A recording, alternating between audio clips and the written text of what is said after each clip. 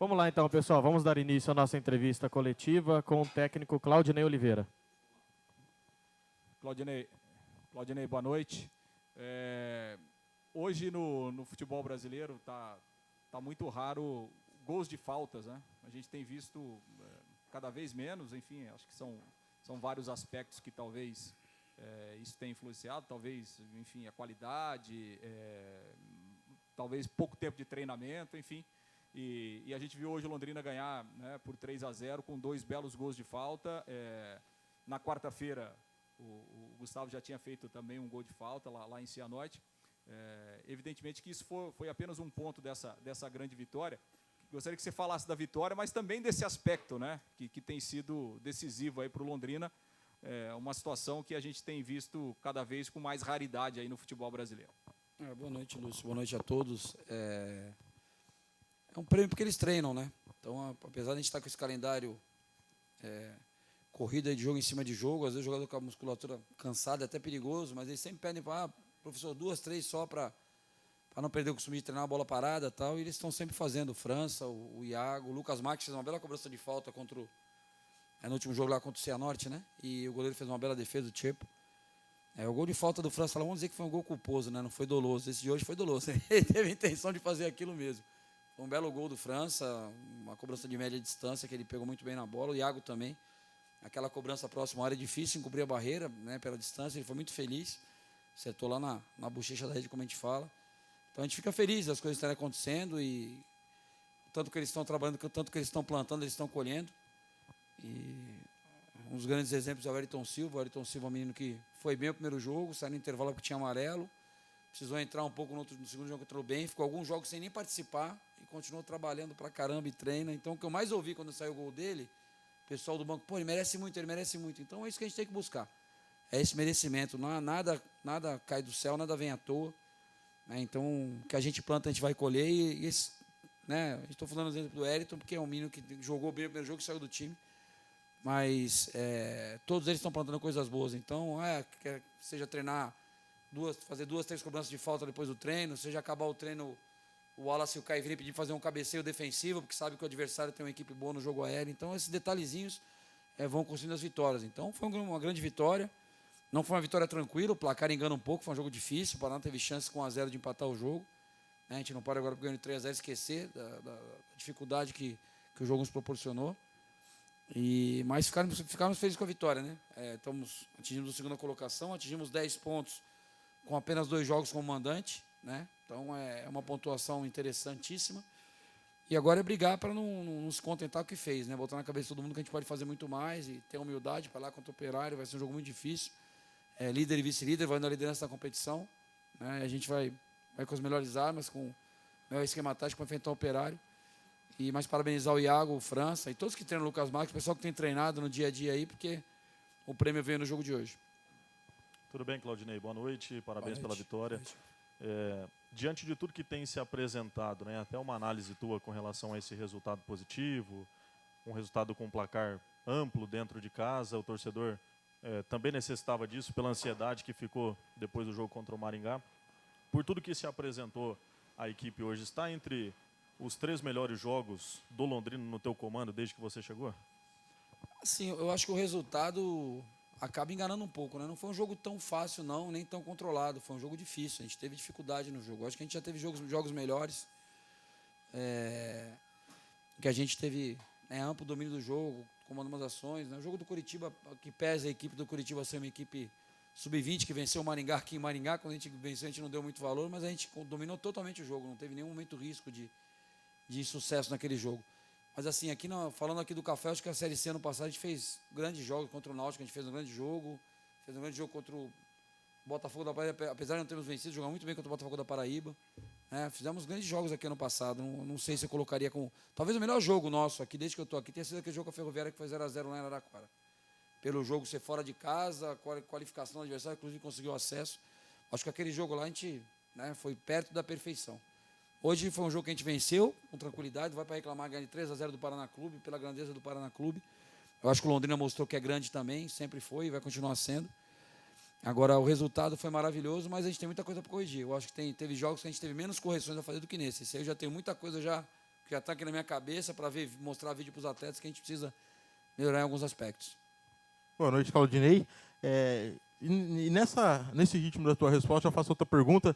Londrina, no primeiro tempo, teve boas chances, poderia ter feito 3-4-0 já no primeiro tempo, com alto nível de intensidade. Essa intensidade que no início do segundo tempo acabou faltando. O Paraná voltou um pouco melhor, o Londrina parece que baixou um pouco as guardas, e o Paraná foi melhor no início da segunda etapa, depois o Londrina voltou essa intensidade e conseguiu fazer mais gols. E também queria que você destacasse a entrega do Pablo, que tem sido muito grande e tem ajudado bastante o ataque do Londrina.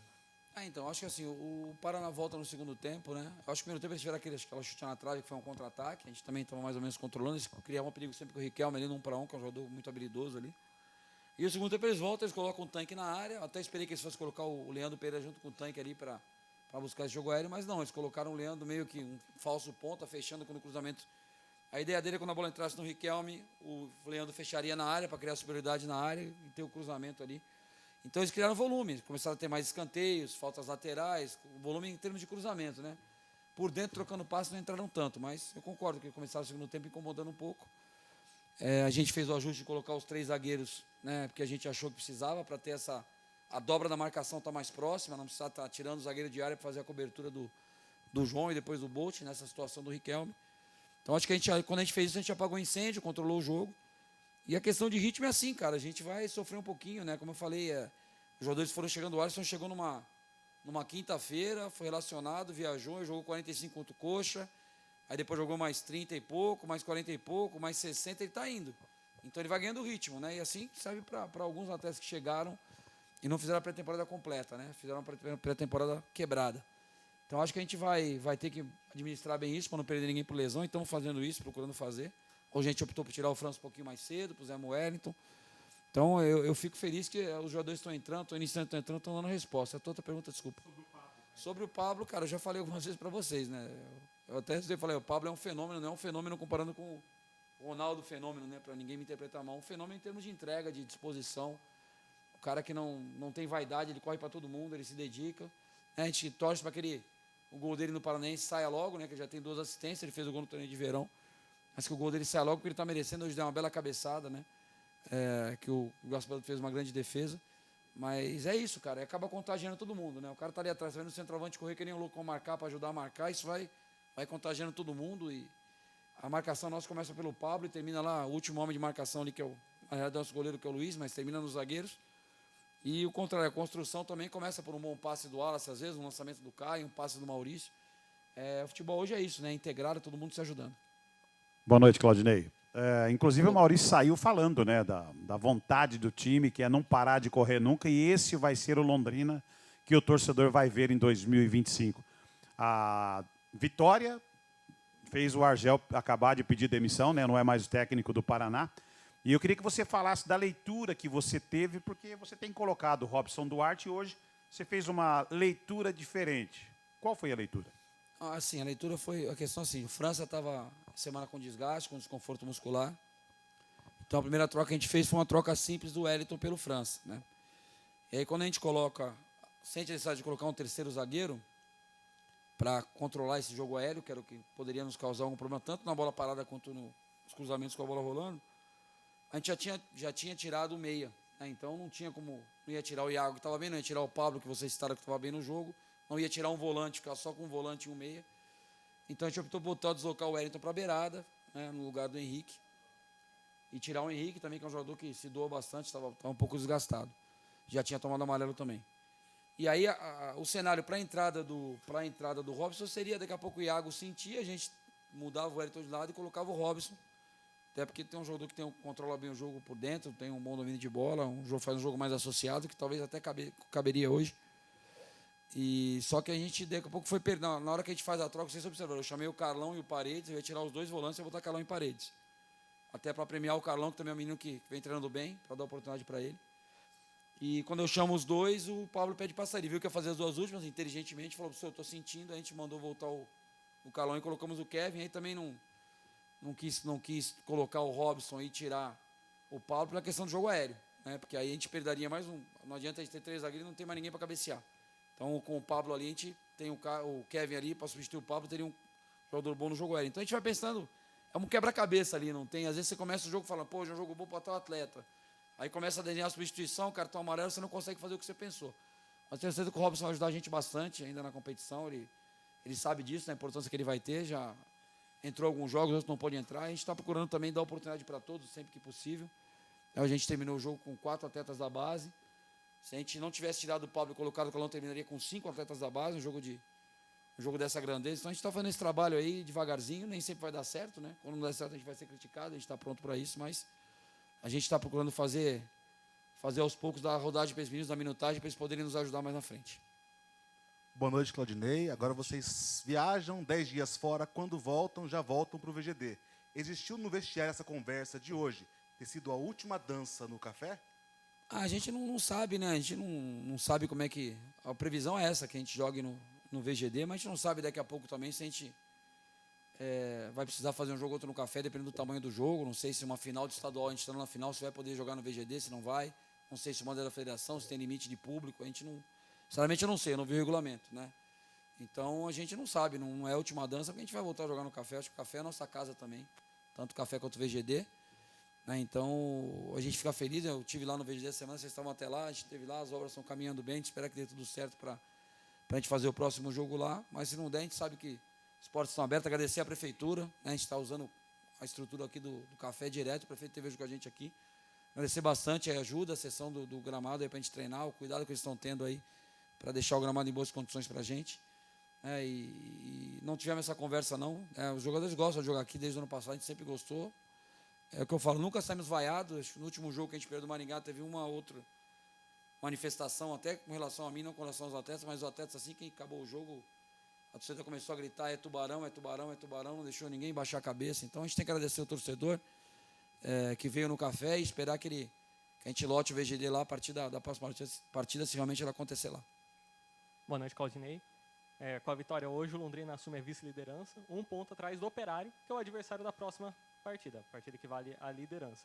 A última vez que o Londrina foi líder do Paranense foi em 2022, na 4ª rodada de 2022. Queria que você comentasse um pouco da preparação para essa partida, como que você pensa o time para essa... Assim, a preparação é igual às outras partidas, né? A gente vai trabalhar um pouquinho amanhã, praticamente fazer, quem jogou hoje vai fazer nada amanhã, vai só fazer um regenerativo, trabalhar um pouquinho com o G2, precisa trabalhar.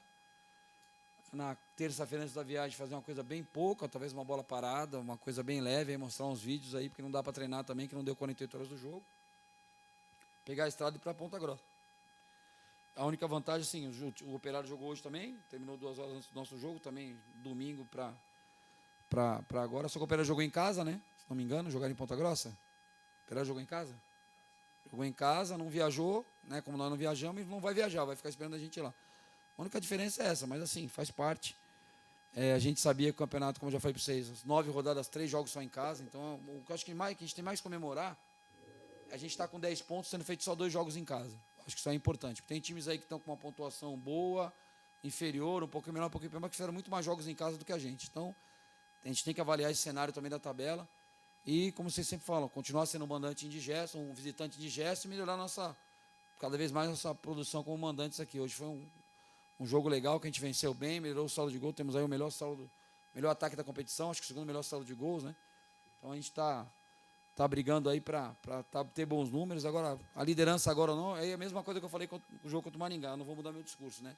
O importante é como termina. Não adianta a gente ter tá bem e tal, daqui a pouco cair. Tem que terminar bem, e isso a gente constrói jogo a jogo. Boa noite, Claudinei. Parabéns pela vitória. Obrigado. Queria te pedir para falar um pouquinho sobre a sua relação com o França e com o Iago Teles, porque você, 1 ano atrás, se a gente voltar no tempo, você trabalhou com eles no Guarani, uma situação um pouco diferente do momento aqui no Londrina, e hoje ambos fazendo gols na melhor fase com a camisa do Tubarão. Então, cara, o Iago Teles, eu trabalhei menos tempo ali no Guarani, eu trabalhei assim, 4, 5 jogos do Paulista, ele tinha contrato só até o final do Paulista, e quando eu cheguei já estava meio definido que ele não permaneceria. Ele fez, eu acho, 1 ou 2 jogos comigo, vindo do banco. Quando a gente tinha outros jogadores que estavam jogando, que vinham, né, quando a gente chegou, já estava num momento melhor que ele lá. E quando eu vim aqui para o Londrina, que ele estava aqui já num momento muito bom, que o Londrina nos ajudou muito ano passado, né, foi um jogador importante ano passado, está sendo esse ano também.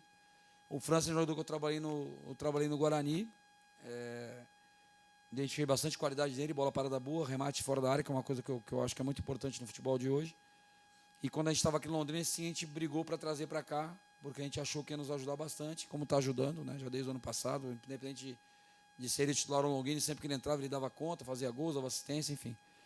Então, minha relação com eles é boa, tranquila, e assim, só mostra que eu não tenho, não é porque o Iago não jogou comigo no Guarani que não vai jogar no Londrina. São situações diferentes.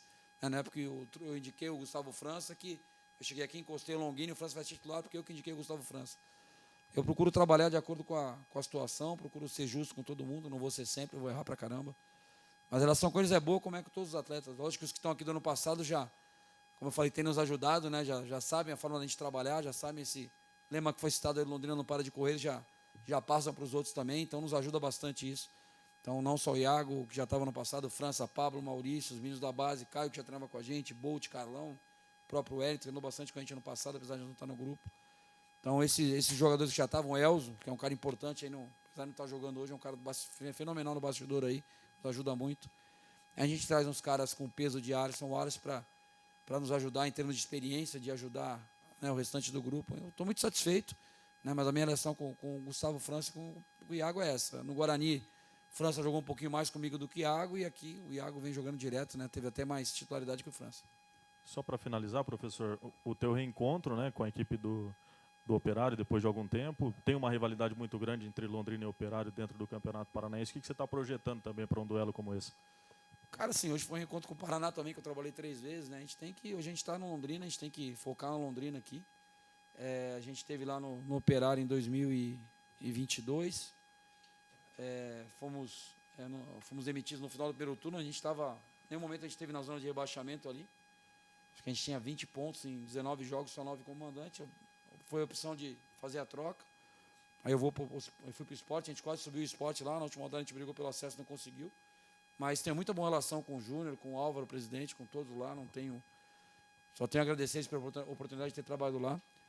O que a gente espera é um clima, a gente sabe que a torcida lá é uma torcida que participa do jogo, que é um clima hostil, né? Não que seja um clima violento, mas é um clima hostil. Jogar lá no Germano Krieger é complicado, a torcida participa bastante do jogo, mas a gente está pronto para isso. Acho que faz parte do aprendizado de todos os mais jovens que estão começando a jogar agora. Ter esse clima hostil também serve para o amadurecimento deles. Mas no final quem joga são os que estão dentro de campo, né? Jogar 11 contra 11, aqueles que entrarem, as decisões que eu tomar, que o Pivete tomar lá e que vão mudar o jogo ou não. O torcedor vai torcer, mas não tem como botar o pé na bola dentro do campo ali.